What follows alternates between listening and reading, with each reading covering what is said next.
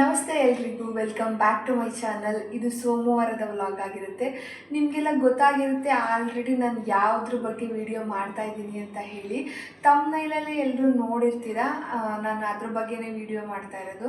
ಇವತ್ತು ಸೋಮವಾರ ಬೆಳಗ್ಗೆಯಿಂದ ಮಾಡ್ಕೊಳಕ್ಕಾಗಲಿಲ್ಲ, ಸೊ ಈವ್ನಿಂಗು ನಾನು ಪೂಜೆ ಮಾಡ್ತಾಯಿದ್ದೆ. ಹಾಗೆ ನಾನು ಈ ವಿಷಯ ನಿಮ್ಮ ಜೊತೆ ಶೇರ್ ಮಾಡ್ಕೊಳ್ಳೋಣ ಅಂತ ಹೇಳಿ ವಿಡಿಯೋನ ಮಾಡ್ಕೊಳ್ತಾ ಇದ್ದೀನಿ.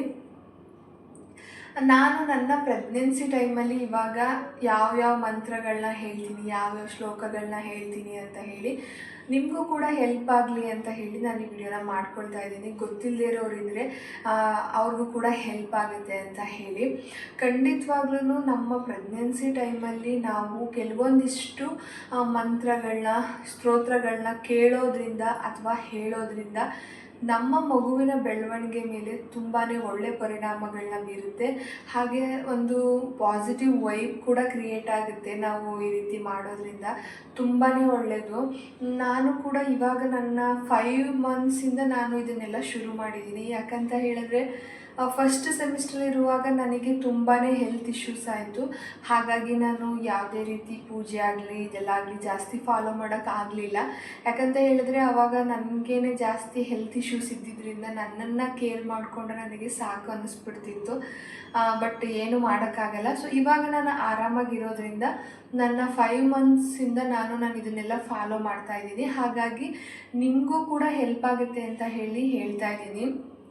ಕೆಲವೊಂದಿಷ್ಟು ಮಂತ್ರಗಳಿದೆ, ಅದನ್ನು ಹೇಳೋದ್ರಿಂದ ತುಂಬಾ ಒಳ್ಳೆಯದು. ನಮ್ಮ ಮಕ್ಕಳನ್ನ ಬೆಳವಣಿಗೆಗೆ, ಅಂದರೆ ಗರ್ಭದಲ್ಲಿರುವಂತಹ ಮಕ್ಕಳ ಬೆಳವಣಿಗೆ, ಬುದ್ಧಿ ಬೆಳವಣಿಗೆ ಇರ್ಬೋದು, ಅವರ ಮಾನಸಿಕ ಬೆಳವಣಿಗೆ ಇರ್ಬೋದು, ತುಂಬಾ ಹೆಲ್ಪ್ ಆಗುತ್ತೆ ಇದು. ಯಾವತ್ತೂ ಅಷ್ಟೇ ನಾವು ಹೇಳಿದ್ರೆ ಆಗ್ಬಿಡುತ್ತಾ ಅಂತ ಯೋಚನೆ ಮಾಡೋದಕ್ಕಿಂತ ಹೇಳಿ ನೋಡೋಣ, ಖಂಡಿತವಾಗ್ಲೂ ಆಗ್ಬೋದು ಅನ್ನೋ ಒಂದು ಪಾಸಿಟಿವ್ ಥಿಂಕಿಂಗ್ನ ಇಟ್ಕೊಂಡು ನಾವು ಕೆಲಸ ಮಾಡೋದ್ರಿಂದ ಖಂಡಿತವಾಗ್ಲೂ ನಮಗೆ ಪಾಸಿಟಿವ್ ಥಿಂಕಿಂಗ್ನ ಇಟ್ಕೊಂಡಾಗ ನಮಗೆ ಅಲ್ಲಿ ಒಂದು ಪಾಸಿಟಿವ್ ವೈಬ್ ಕ್ರಿಯೇಟ್ ಆಗಿರುತ್ತೆ. ಸೊ ಹಾಗಾಗಿ ನಾನು ಇವಾಗ ಫಾಲೋ ಮಾಡುವಂತಹ ಮಂತ್ರಗಳನ್ನ ಹೇಳ್ತಾ ಇದ್ದೀನಿ. ಮೊದಲನೇದಾಗಿ ನಾನು ಹೇಳುವಂಥದ್ದು ಗಾಯತ್ರಿ ಮಂತ್ರ. ಈ ಗಾಯತ್ರಿ ಮಂತ್ರದಲ್ಲಿ ತುಂಬ ಅಂದರೆ ತುಂಬ ಪವರ್ಫುಲ್ ಮಂತ್ರ ಇದು. ದೇವರನ್ನ ನಂಬುವಂಥವರಿಗೆ ಗೊತ್ತಿರುತ್ತೆ. ಆಮೇಲೆ ಈ ರೀತಿ ಎಲ್ಲ ಫಾಲೋ ಮಾಡೋರು ಇದನ್ನು ತುಂಬಾ ನಂಬ್ತಾರೆ. ಇವಾಗ ಎಷ್ಟೊಂದು ಜನ ನೀವು ಇದನ್ನೆಲ್ಲ ಹೇಳಿದ್ರೆ ಆಗ್ಬಿಡುತ್ತಾ ಅನ್ನೋ ಒಂದು ಅಸಡ್ಡೆಲೇ ಇರ್ತೀವಿ. ನಾನಾಗಿರ್ಬೋದು, ಇಲ್ಲ ಬೇರೆಯವ್ರು ಯಾರೇ ಆಗಿರ್ಬೋದು. ಬಟ್ ಅದರಿಂದ ಸಿಗುವಂತಹ ಹೆಲ್ತ್ ಬೆನಿಫಿಟ್ಸು, ಇಲ್ಲಿಂದ ಅದರಿಂದ ಸಿಗುವಂತಹ ಒಂದು ಪಾಸಿಟಿವ್ ವೈಬು ನಮಗೆ ಅನುಭವಕ್ಕೆ ಬಂದಾಗ ಮಾತ್ರ ನಾವು ಒಪ್ಕೊಳ್ಳೋದಕ್ಕೆ ಸಾಧ್ಯ. ಇಲ್ಲಾಂದರೆ ಖಂಡಿತವಾಗ್ಲೂ ಯಾವುದೇ ಒಬ್ಬ ವ್ಯಕ್ತಿ ಆಗಲಿ ಅದನ್ನು ಒಪ್ಕೊಳ್ಳೋದಿಲ್ಲ. ಅವನು ತನ್ನ ಅನುಭವಕ್ಕೆ ಬಂದಾಗ ಮಾತ್ರ ಆ ವಿಷಯನ ಖಂಡಿತವಾಗ್ಲೂ ಒಪ್ಕೊತಾನೆ. ನಾನು ಕೂಡ ಫಸ್ಟ್ ಹಿಂಗೇನೆ ಯೋಚನೆ ಮಾಡ್ತಾಯಿದ್ದೆ. ಬಟ್ ಈ ಪಾಸಿಟಿವ್ ಯೋಚನೆಗಳು ಶುರುವಾಗೋದಕ್ಕೆ ನಾವು ಸ್ವಲ್ಪ ಬ್ರಾಡಾಗಿ ಯೋಚನೆ ಮಾಡಬೇಕಾಗತ್ತೆ. ಆವಾಗ ಖಂಡಿತವಾಗ್ಲೂ ನಮಗೆ ಒಂದು ಪಾಸಿಟಿವ್ ಮೈಂಡ್ ಸೆಟ್ ಅನ್ನೋದು ಕ್ರಿಯೇಟ್ ಆಗುತ್ತೆ. ಅದರಲ್ಲೂ ಈ ಪ್ರೆಗ್ನೆನ್ಸಿ ಟೈಮಲ್ಲಿ ನಮಗೆ ಪಾಸಿಟಿವ್ ಮೈಂಡ್ ಸೆಟ್ ಅನ್ನೋದು ವೆರಿ ಇಂಪಾರ್ಟೆಂಟ್. ಇವಾಗಿನ ಕಾಲದವರು ಪಾಸಿಟಿವ್ ಅಂತ ಹೇಳ್ತಾರೆ. ಸೊ ನಮ್ಮ ಹಿಂದಿನ ಕಾಲದಲ್ಲಿ ಅಜ್ಜಿ ತಾತ ಅವರೆಲ್ಲ ಏನು ಹೇಳ್ತಿದ್ರು ಅಂತ ಹೇಳಿದ್ರೆ, ನಾವು ಏನಾದರೂ ಮನೆಯಲ್ಲಿ ಕೆಟ್ಟದಾಗಿ ಮಾತಾಡಿದಾಗ, ಇಲ್ಲಾಂದರೆ ಒಂದು ನೆಗೆಟಿವ್ ಥಾಟಲ್ಲಿ ಹೇಳಿದಾಗ ಅಶ್ವಿನಿ ದೇವತೆಗಳಿರ್ತಾರೆ. ನಾವು ನೆಗೆಟಿವ್ ಆಗಿ ಮಾತಾಡಿದಾಗ ಖಂಡಿತವಾಗ್ಲೂ ಅವರು ಅಸ್ತು ಅಂತ ಹೇಳಿಬಿಡ್ತಾರೆ. ಹಾಗಾಗಿ ಯಾವತ್ತೂ ನಾವು ನೆಗೆಟಿವ್ ಆಗಿ ಮಾತಾಡೋಕ್ಕೆ ಹೋಗಬಾರ್ದು, ನೆಗೆಟಿವ್ ಆಗಿ ಯೋಚನೆ ಮಾಡಬಾರ್ದು. ಪಾಸಿಟಿವ್ ಆಗಿ ಯೋಚನೆ ಮಾಡೋದು ಮತ್ತು ಪಾಸಿಟಿವ್ ಆಗಿ ನಾವು ಮಾತಾಡೋದ್ರಿಂದ ಅಶ್ವಿನಿ ದೇವತೆಗಳು ಅಸ್ತು ಅಂತ ಹೇಳಿದಾಗ ಆ ಪಾಸಿಟಿವ್ ವೈಬ್ ಕ್ರಿಯೇಟ್ ಆಗುತ್ತೆ ಅನ್ನೋದೊಂದು ನಂಬಿಕೆ. ಸೊ ಹಾಗಾಗಿ ನಾವು ಯಾವುದೇ ವಿಷಯನಾಗಲಿ ಪಾಸಿಟಿವ್ ಆಗಿ ತಗೊಳ್ಳೋಣ. ಖಂಡಿತವಾಗ್ಲೂ ನೆಗೆಟಿವ್ ಥಾಟ್ನ ಸ್ವಲ್ಪ ದೂರ ಇಟ್ಟು ಪಾಸಿಟಿವ್ ಬಗ್ಗೆನೇ ಯೋಚನೆ ಮಾಡೋಣ. ನಾನಿವತ್ತು ಗಾಯತ್ರಿ ಮಂತ್ರನ ಹೇಳ್ತೀನಿ ಮೊದಲನೇದಾಗಿ. ಸೊ ಆ ಗಾಯತ್ರಿ ಮಂತ್ರನ ಹೇಳ್ಬಿಡ್ತೀನಿ ಫಸ್ಟು. ನಿಮ್ಗೇನಾದರೂ ಈ ಮಂತ್ರಗಳು, ಸ್ತೋತ್ರಗಳು ಇದನ್ನೆಲ್ಲ ಹೇಳೋದಕ್ಕೆ ಬರಲ್ಲ ಅಂತ ಹೇಳಿದ್ರೆ, ನೀವು ಒಂದು ಪೇಪರಲ್ಲಿ ಬರೆದಿಟ್ಕೊಂಡು ಪ್ರತಿನಿತ್ಯ ಪೂಜೆ ಮಾಡುವಾಗ ಅದನ್ನು ಒಂದು 5 ನಿಮಿಷ ಕೂತ್ಕೊಂಡು ಓದಿದ್ರೆ ಸಾಕು. ಅಥವಾ ಇಲ್ಲ ನಮ್ಗೆ ಅಷ್ಟು ಟೈಮ್ ಇಲ್ಲ, ನಮ್ಗೆ ಆಗಲ್ಲ ಅಂತ ಹೇಳಿದ್ರೆ, ನೀವು ಖಂಡಿತವಾಗ್ಲೂ ನಮಗೆ ಓದೋಕ್ಕೆ ಬರಲ್ಲ ಇಲ್ಲ ಅಂತ ಹೇಳಿದ್ರೆ, ಅದನ್ನು ನಮಗೆ ಸಂಸ್ಕೃತದಲ್ಲಿರುತ್ತೆ, ಇನ್ನು ಬೇರೆ ಲ್ಯಾಂಗ್ವೇಜು ಅಂತ ಹೇಳಿದಾಗ ಪ್ರತಿಯೊಂದು ಲ್ಯಾಂಗ್ವೇಜಲ್ಲೂ ಕೂಡ ಮಂತ್ರಗಳೆಲ್ಲ ಇದ್ದೇ ಇರುತ್ತೆ. ನಿಮಗೆ ಆಗಿಲ್ಲ, ಟೈಮ್ ಇಲ್ಲ ಅಂತ ಹೇಳಿದ್ರೆ, ಇವಾಗಿನ ಕಾಲದಲ್ಲಿ ಪ್ರತಿಯೊಬ್ಬರ ಮನೇಲೂ ಕೂಡ TV, ಫೋನ್ ಇದ್ದೇ ಇರುತ್ತೆ. ಸೊ ನೀವು ಪೂಜೆ ಮಾಡುವಾಗ ಖಂಡಿತವಾಗ್ಲೂ ನಾನು ಅಂದ್ಕೊಂಡಿದ್ದೀನಿ ಬೆಳಿಗ್ಗೆ ಸಂಜೆ ಯಾವುದಾದ್ರೂ ಒಂದು ಟೈಮಲ್ಲಿ ಪ್ರತಿಯೊಬ್ಬರು ಮನೇಲೂ ಪೂಜೆ ಮಾಡೇ ಮಾಡ್ತೀರಾ ಅಂಥೇಳಿ. ಸೊ ಪೂಜೆ ಮಾಡೋ ಟೈಮಲ್ಲಿ ನಿಮಗೆ ಹೇಳೋದಕ್ಕೆ ಕಷ್ಟ ಆಗುತ್ತೆ ಅಂತ ಹೇಳಿದ್ರೆ, TV ಯಲ್ಲಿ ಯೂಟ್ಯೂಬ್ ಇರ್ಬೋದು, ಇಲ್ಲ ಯಾವುದಾದ್ರೂ ಒಂದು ಆ್ಯಪಲ್ಲಿ ನೀವು ಅದನ್ನು ಡೌನ್ಲೋಡ್ ಮಾಡಿಟ್ಕೊಂಡು ನೀವು ಆರಾಮಾಗಿ TV ಯಲ್ಲಿ ಹಾಕ್ಕೊಂಡು ಅದನ್ನು ಪೂಜೆ ಮಾಡುವಾಗ ಕೇಳ್ಬೋದು. ಒಂದು 10 ನಿಮಿಷ ಟೈಮ್ ಕೊಟ್ಟು ಅದನ್ನು ಖಂಡಿತವಾಗ್ಲೂ ಕೇಳಿ, ತುಂಬಾ ಒಳ್ಳೆಯದು. ಗಾಯತ್ರಿ ಮಂತ್ರ ಅನ್ನೋದು ಒಂದು ಅದ್ಭುತ ಶಕ್ತಿ ಇದ್ದ ಹಾಗೆ. ಈ ಗಾಯತ್ರಿ ಮಂತ್ರನ ನೀವು ದಿನ ನಿಮ್ಮ ಮನೆಯಲ್ಲಿ ಹೇಳೋದ್ರಿಂದ, ಅದು ಪ್ರೆಗ್ನೆಂಟ್ ಲೇಡೀಸ್ ಮಾತ್ರ ಅಲ್ಲ, ನಾರ್ಮಲ್ ಆಗಿ ನೀವು ಮನೆಯಲ್ಲಿ ಹೆಂಗಸರಿರ್ಬೋದು, ಗಂಡಸರಿರ್ಬೋದು, ಪೂಜೆ ಮಾಡುವಾಗ ಇಲ್ಲ ಮಕ್ಕಳ ಹತ್ರ ಪ್ರತಿಯೊಬ್ಬರೂ ಅಷ್ಟೇ ಇದನ್ನು ಹೇಳೋದ್ರಿಂದ ತುಂಬಾ ಒಂದು ಒಳ್ಳೆ ಪಾಸಿಟಿವ್ ಎನರ್ಜಿ ನಿಮಗೆ ಸಿಗುತ್ತೆ. ಬಂದು ಇವಾಗ ಆ ಗಾಯತ್ರಿ ಮಂತ್ರನ ನಾನು ಹೇಳ್ತೀನಿ. ಓಂ ಭೂರ್ಭುವಃ ಸ್ವಃ ತಸ್ಸವಿತರ್ವರೆಣ್ಯಂ ಭರ್ಗೋ ದೇವಸ್ಯ ಧೀಮಹಿ ಧಿಯೋ ಯೋ ನ ಪ್ರಚೋದಯಾತ್. ಇನ್ನೊಂದ್ಸಲ ಹೇಳ್ತಾ ಇದ್ದೀನಿ.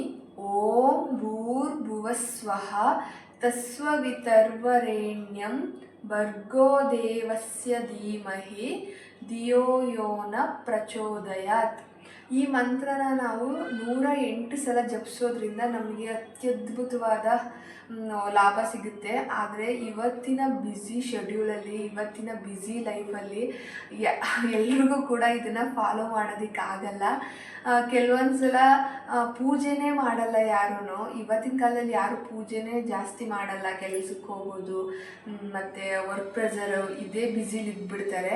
ಸೊ ಹಾಗಾಗಿ ನೀವು ಅಟ್ಲೀಸ್ಟ್ ದಿನದಲ್ಲಿ ಒಂದು 4 ಸಲನಾದರೂ ಇದನ್ನು ಹೇಳೋದಕ್ಕೆ ಅಭ್ಯಾಸ ಮಾಡ್ಕೊಳ್ಳಿ. ಬೆಳಗ್ಗೆ ಎದ್ದ ತಕ್ಷಣ ಹೇಳಿದ್ರೆ ತುಂಬಾ ಒಳ್ಳೆಯದು. ಬೆಳಗ್ಗೆ ಎದ್ದು ನಾವು ದೇವ್ರ ಮನೆಗೆ ಬರೋ ಅಭ್ಯಾಸ ಇಟ್ಕೊಂಡಿರ್ತೀವಿ. ಸೊ ದೇವ್ರ ಫೋಟೋ ನೋಡೋ ಅಭ್ಯಾಸನ ಆ ಟೈಮಲ್ಲಿ ನಾವು ಈ ಮಂತ್ರಗಳನ್ನ ಹೇಳೋದು ತುಂಬಾ ಒಳ್ಳೆಯದು. ಅದರಲ್ಲೂ ಸ್ಪೆಷಲಿ ಪ್ರೆಗ್ನೆಂಟ್ ವುಮೆನ್ಸ್ ಇದನ್ನು ಹೇಳೋದ್ರಿಂದ ನಿಮ್ಮ ಮಗುವಿನ ಮೇಲೆ ತುಂಬ ಒಳ್ಳೆ ಪರಿಣಾಮನ ಬೀರುತ್ತೆ. ನೀವು ಎಷ್ಟು ಸಲ ಹೇಳ್ತೀರೋ ಅಷ್ಟು ಒಳ್ಳೆಯದು ಈ ಗಾಯತ್ರಿ ಮಂತ್ರ. ನೆಕ್ಸ್ಟ್ ಬಂದು ಮಹಾಮೃತ್ಯುಂಜಯ ಮಂತ್ರ ಅಂತ ಹೇಳಿ. ಇದು ಶಿವನನ್ನು ಆರಾಧಿಸುವಂತಹ ಒಂದು ಮಂತ್ರ ಆಗಿರುತ್ತೆ. ಶಿವನ್ನ ನಾವು ಬೇಡಿಕೊಳ್ಳುವಂತಹ, ನಮಗೆ ನಮ್ಮ ಆರೋಗ್ಯ ವೃದ್ಧಿಯಾಗಲಿ ಅಂತ ಹೇಳಿ ಮಂತ್ರ ಬಂದು ಓಂ ತ್ರಯಂಬಕಂ ಯಜಾಮಹಿ ಸುಗಂಧಿಂ ಪುಷ್ಟಿವರ್ಧನಂ ಊರ್ವಾರುಕಮೆ ಭವಬಂಧನಂ ಮೃತ್ಯೋರ್ಮೋಕ್ಷಿ ಮಮಾಮೃತಾತ್. ಈ ಮಂತ್ರನೂ ಅಷ್ಟೇ 108 ಸಲ ನಾವು ಜಪಿಸೋದ್ರಿಂದ ತುಂಬಾ ಅದ್ಭುತವಾದಂತಹ ಒಂದು ಶಕ್ತಿ ನಮ್ಮಲ್ಲಿ ಕ್ರಿಯೇಟ್ ಆಗುತ್ತೆ. ಆದರೆ ನಾನು ಆವಾಗಲೇ ಹೇಳಿದಾಗೆ ಬ್ಯುಸಿ ಲೈಫ್ ಇರೋದ್ರಿಂದ, ಯಾರಿಗೂ ಮಾಡೋಕ್ಕಾಗದೇ ಇರೋದ್ರಿಂದ, ಅಂದರೆ ಯಾರಿಗೂ ಅಂತ ಅಲ್ಲ, ಎಷ್ಟೊಂದು ಜನಕ್ಕೆ ಮಾಡೋಕ್ಕಾಗದೇ ಇರೋದ್ರಿಂದ ನೀವು ಅಟ್ಲೀಸ್ಟ್ ಬೆಳಗ್ಗೆ ಎದ್ದ ತಕ್ಷಣ ಇದನ್ನು ಹೇಳೋದನ್ನು ಅಭ್ಯಾಸ ಮಾಡಿಕೊಂಡ್ರೆ, ನೀವು ಪ್ರತಿನಿತ್ಯ ಸ್ಕೂಲ್ಗೆ ಹೋಗೋ ಮಕ್ಕಳಿರ್ಬೋದು, ಇಲ್ಲ ಆಫೀಸ್ಗೆ ಹೋಗೋರು ಇರ್ಬೋದು, ಇಲ್ಲ ಮನೇಲೇ ಇರಿ, ಗೃಹಿಣಿ ಆಗಿರ್ಬೋದು, ನೀವು ಎದ್ದ ತಕ್ಷಣ ನೀವು ಇದನ್ನು ಹೇಳೋದ್ರಿಂದ ನಿಮಗೆ ಒಂದು ಪಾಸಿಟಿವ್ ವೈಬ್ ಅನ್ನೋದು ಕ್ರಿಯೇಟ್ ಆಗುತ್ತೆ. ನಾನು ಈ ಮಂತ್ರನ ಇನ್ನೊಂದು ಸಲ ಹೇಳ್ತೀನಿ. ಓಂ ತ್ರಯಂಬಕಂ ಯಜಾಮಹಿ ಸುಗಂಧಿಂ ಪುಷ್ಟಿವರ್ಧನಂ ಉರ್ವಾರುಕಮೆ ಭವಬಂಧನಂ ಮೃತ್ಯೋರ್ಮೋಕ್ಷಿ ಮಮಾಮೃತಾತ್. ಹಾಗೆ ಹೇಳುವಾಗ ನಾವು ಸುಮ್ಮನೆ ಹೇಳೋದಲ್ಲ, ನಮ್ಮ ಕರುಳಿಂದ ನಮಗೆ ಅದು ಫೀಲ್ ಆಗಬೇಕು. ಹೊಟ್ಟೆ ಒಳಗಡೆಯಿಂದ ನಾವೀಗ ಓಂ ಓಂ ಅಂತ ತಗೊಂಡಾಗ ಆ ಓಂ ಅನ್ನೋವಂಥದ್ದು ನಮ್ಮ ಎದೆ ಭಾಗದಲ್ಲಿ ಹಾಗೆ ಹೊಟ್ಟೆ ಒಳಗಡೆ ನಮಗೆ ವೈಬ್ರೇಟ್ ಆಗಬೇಕು. ಆ ರೀತಿಯಾಗಿ ನಾವು ಹೇಳೋದ್ರಿಂದ ನಮಗೆ ಒಂದು ಪಾಸಿಟಿವ್ ಎನರ್ಜಿ ಅನ್ನೋದು ಕ್ರಿಯೇಟ್ ಆಗುತ್ತೆ. ಹಾಗೆ ನಮ್ಮ ಆರೋಗ್ಯನೂ ಕೂಡ ಇದರಿಂದ ಸುಧಾರಿಸ್ಕೊಳ್ತಾ ಬರುತ್ತೆ. ಸೊ ನಾನು ಅಟ್ಲೀಸ್ಟ್ ಇವೆರಡನ್ನ ನೀವು ಪ್ರತಿನಿತ್ಯ ಹೇಳೋದಕ್ಕೆ ಟ್ರೈ ಮಾಡಿ. ಹಾಗೆ ಇನ್ನೊಂದು ಬಂದು ಶ್ರೀರಾಮ ರಕ್ಷಾ ಸ್ತೋತ್ರ ಅಂತ ಹೇಳಿ, ಮತ್ತು ಬಾಲ ರಕ್ಷಾ ಸ್ತೋತ್ರ ಅಂತ ಹೇಳಿ.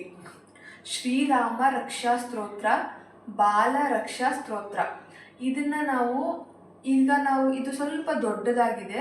ಅಂದರೆ ಇವಾಗ ನಾವು ಹೇಗೆ ಮೃತ್ಯುಂಜಯ ಮಂತ್ರ, ಗಾಯತ್ರಿ ಮಂತ್ರನ ಒಂದು ಪ್ಯಾರ ಅನ್ನೋ ಥರ ಹೇಳ್ತೀವಿ, ಅದೇ ಥರ ಒಂದು 9 ರಿಂದ 10 ಪ್ಯಾರ ಇದೆ ಈ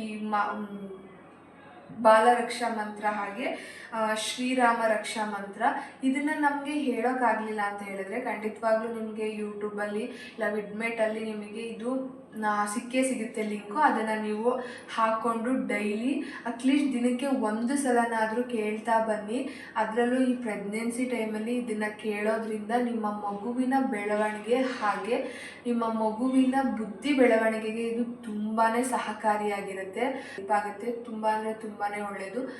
ನೀವು ಫಾಲೋ ಮಾಡ್ತಿದ್ದೀರಾ ಅಂತ ಕೇಳಬೇಡಿ, ನಾನು ಮುಂಚೆನೇ ಹೇಳಿದ್ದೀನಿ, ನಾನು ಖಂಡಿತವಾಗ್ಲೂ ಇದನ್ನು ನನ್ನ 5ನೇ ತಿಂಗಳ ಪ್ರೆಗ್ನೆನ್ಸಿಯಿಂದ ಫಾಲೋ ಮಾಡ್ತಾ ಇದ್ದೀನಿ. ಪ್ರೆಸೆಂಟ್ ಇವಾಗ ನನಗೆ 6 ಮಂತ್ಸ್ ಕಂಪ್ಲೀಟ್ ಆಗಿದೆ. ನಾನು ಇವತ್ತು ಕೂಡ ನಾನು ಪೂಜೆ ಮಾಡುವಾಗ ಈ ಮಂತ್ರಗಳನ್ನ ಹೇಳ್ಕೊಂಡೇ ಪೂಜೆ ಮಾಡ್ತೀನಿ. ಜೊತೆಗೆ ನನಗೆ ಗೊತ್ತಿರುವಂತಹ ಗಣಪತಿ ಮಂತ್ರ ಇರ್ಬೋದು, ರಾಘವೇಂದ್ರ ಸ್ವಾಮಿ ಮಂತ್ರಗಳಿರ್ಬೋದು, ಇನ್ನು ಚಿಕ್ಕ ಚಿಕ್ಕ ಬೇರೆ ಶ್ಲೋಕಗಳಿರ್ಬೋದು, ಅದನ್ನು ಕೂಡ ಹೇಳ್ಕೊಂಡು ನಾನು ಪೂಜೆ ಮಾಡ್ತೀನಿ.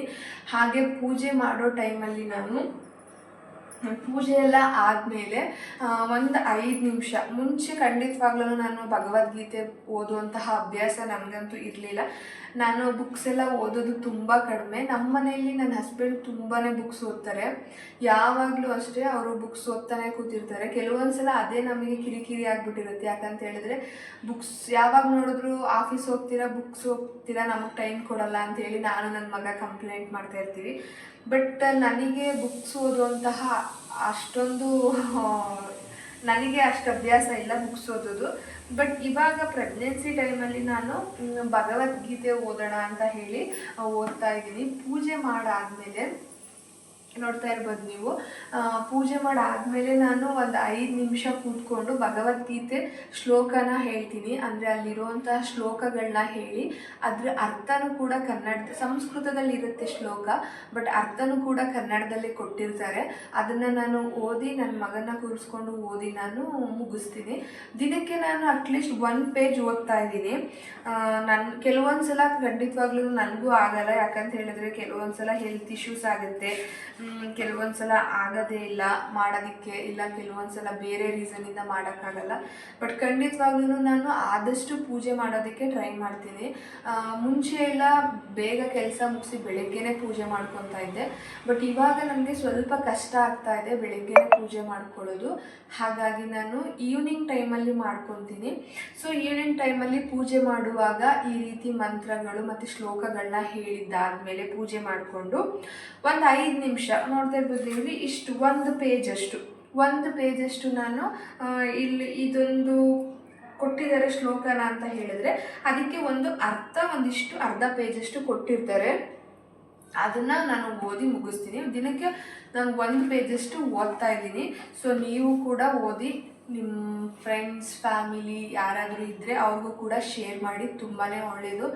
ಸೊ ನಾನು ಇದನ್ನೆಲ್ಲ ಫಾಲೋ ಮಾಡೋದಕ್ಕೆ ಶುರು ಮಾಡಿದ್ಮೇಲೆ ಖಂಡಿತವಾಗ್ಲೂ ನನಗಂತೂ ತುಂಬಾ ಸ್ವಲ್ಪ ಬೇರೆ ನೆಗೆಟಿವ್ ವಿಷಯಗಳನ್ನ ಬಿಟ್ಟು ಪಾಸಿಟಿವ್ ಬಗ್ಗೆ ಯೋಚನೆ ಮಾಡುವಂತಹ ಶಕ್ತಿ ಜಾಸ್ತಿ ಆಗಿದೆ. ಹಾಗೆ ಆದಷ್ಟು ನೆಗೆಟಿವ್ ಥಾಟ್ಸ್ ನನಗೆ ಜಾಸ್ತಿ ಬರ್ತಾ ಇಲ್ಲ ಇವಾಗ. ಹಾಗಾಗಿ ನಾನು ಈ ವಿಡಿಯೋನ ನಿಮ್ಮ ಜೊತೆ ಶೇರ್ ಮಾಡ್ಕೊಳ್ತಾ ಇದ್ದೀನಿ. ಖಂಡಿತವಾಗ್ಲೂ ನೀವು ಇದನ್ನು ಟ್ರೈ ಮಾಡಿ ನೋಡಿ, ಪಾಸಿಟಿವ್ ಜಾಸ್ತಿ ಕ್ರಿಯೇಟ್ ಆಗುತ್ತೆ ಮತ್ತು ನೆಗೆಟಿವ್ ಯೋಚನೆಗಳನ್ನ ಮಾಡೋದು ಆಟೋಮೆಟಿಕ್ಕಾಗಿ ನಮ್ಮ ತಲೆಯಿಂದ ಹೋಗುತ್ತೆ, ನಾವು ಇದನ್ನೆಲ್ಲ ಫಾಲೋ ಮಾಡ್ತಾ ಬರೋದ್ರಿಂದ.